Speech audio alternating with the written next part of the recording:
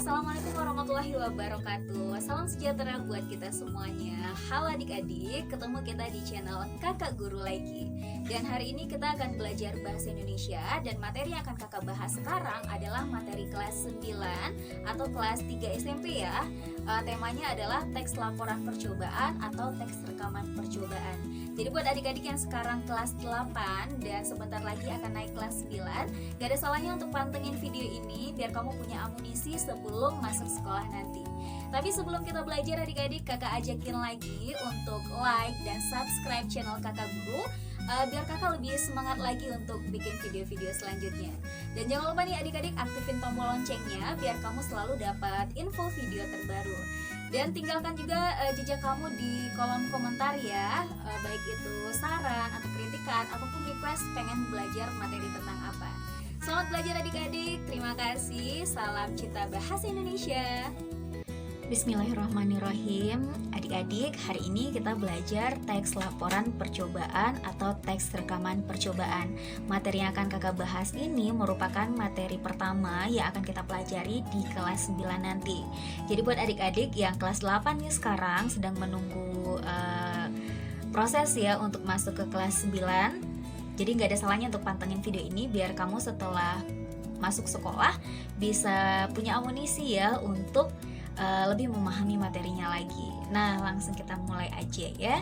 Teks laporan percobaan. Teks laporan percobaan ini nama lainnya adalah teks rekaman percobaan. Jadi di buku-buku paket itu ada dua jenisnya namanya teks laporan percobaan atau teks rekaman percobaan. Dua-duanya sama. Jadi ini adik-adik, teks laporan percobaan ini berisi hasil laporan kegiatan percobaan yang dilakukan. Jadi kita semacam melakukan praktikum dulu gitu ya untuk menghasilkan teks ini. Dan mungkin adik-adik bertanya nih, terus apa sih bedanya teks laporan percobaan dengan teks laporan hasil observasi? Kan sama-sama percobaan. Jadi ini adik-adik, teks laporan percobaan dan observasi ini tidak sama atau sudah jelas berbeda. Untuk teks laporan percobaan, teks ini berisi proses dari suatu percobaan yang dilakukan sampai hasilnya itu seperti apa. Dan prosesnya ini menguraikan bagaimana metodenya, terus cara-caranya, langkah-langkahnya, dan lain-lain. Sedangkan teks laporan hasil observasi di sini hanya menjabarkan hasil pengamatan dari hal yang kita observasi. Yang dijelaskan pada bagian ini adalah ciri-ciri fisiknya, klasifikasi dari apa yang kita observasi, dan lain-lain. Jadi itu dia adik-adik, teks laporan percobaan dan laporan hasil observasi berbeda. Dan beda juga dengan teks prosedur gitu ya. Kalau prosedur itu lebih simpel lagi, di sana hanya berisi tujuan dan langkah-langkahnya aja. Jadi lebih gampang lagi sebenarnya. Dan perbedaannya juga kita dapat lihat pada strukturnya adik-adik. Untuk teks laporan percobaan, strukturnya itu ada 4: tujuan, langkah-langkah, hasil, dan simpulan. Ini kakak singkat dengan tulang hasim biar adik-adik gampang mengingatnya. Tu ini tujuan, lang ini langkah-langkah, ha hasil, sim simpulan, kayak gitu. Jadi kita coba lihat satu-satu ya. Struktur dari teks laporan percobaan yang pertama adalah tujuan beserta alat dan bahan. Jadi pada bagian ini adik-adik terdapat tujuan di mana akan dijelaskan sasaran dari percobaan yang kita lakukan dan juga alat dan bahan apa aja yang kita gunakan untuk percobaan tersebut. Dan struktur yang kedua langkah-langkahnya. Pada bagian ini adik-adik akan ada penjelasan 3 tahapan. Yang pertama metode yang digunakan dalam percobaan tersebut, tempat dan waktu kita melakukan percobaan, dan objek yang sedang kita uji coba, kayak gitu ya. Dan yang ketiga adalah hasilnya, hasil dari percobaan itu seperti apa. Terakhir kesimpulan, itu dia. Adik-adik, salah satu contoh dari teks laporan percobaan bisa kita lihat ini percobaan membuat teleskop sederhana. Pada judul yang ini adik-adik kita bisa menguraikan 4 struktur yang tadi ya. Tujuan dari membuat teleskop sederhana ini apa? Alat dan bahan yang digunakan apa aja? Terus juga hasil dari percobaan yang kita lakukan seperti apa? Dan terakhir kesimpulannya bagaimana? Itu dia adik-adik. Untuk contoh teksnya kita akan bahas di video berikutnya biar adik-adik bisa lebih paham lagi dengan menentukan yang mana sih struktur itu satu-satu.